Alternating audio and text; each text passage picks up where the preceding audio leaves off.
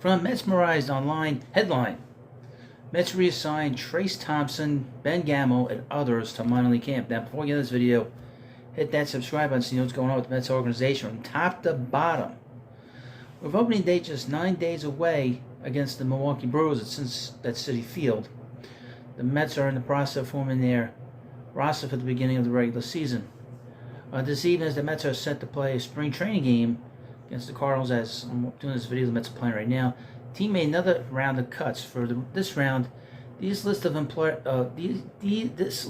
players includes right-handed pitcher Kyle Crick, outfielder Ben Gamel.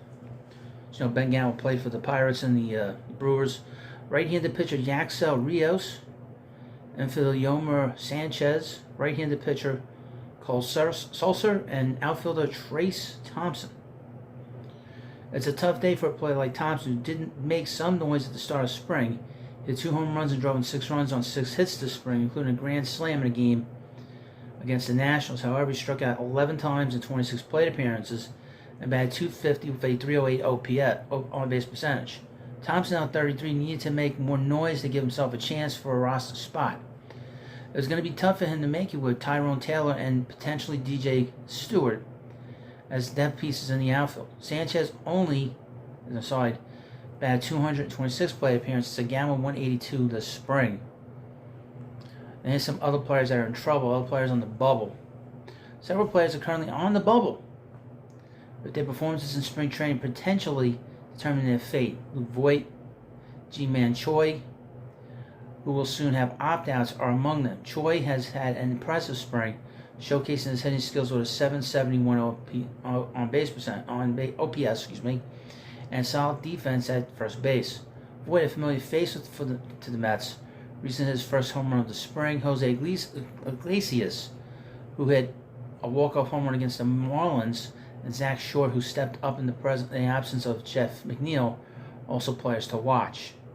Iglesias has been very impressive, and he has had a career where he's hit, and he can play shortstop. So if the Mets decide they don't want to play Joey Wendell, they could play him, and he can play third and second. There's one guy that might make the roster. He might be the guy. In the bullpen, Sean Reed Foley is competing for a spot and hasn't allowed a hit in 4 shutout innings of work. Phil Bickford, meanwhile, has been up and down, coming off a tough 2023, although he won his arbitration case against the Mets. Yohan Ramirez, who is out of options, has thrown 6 shutout innings with 6 strikeouts. Shintaro Fujinami continues to have command issues, and Jorge Lopez has been inconsistent. Jose Butto is another name to look out for to make the opening day roster. Butto has pitched well. Butto has pitched really well. And Fujinami, I would mention, he has options to the minor leagues. So the Mets could send him down if they wanted to. Now, with the clock ticking and only 9 days left until opening day, these players in the bubble have only 8 games remaining, including tonight's game, to make their case for the roster. Mets management will have some interesting decisions to make in the coming days. The team has until opening day to finalize its 26-man roster, and there are very few open spots.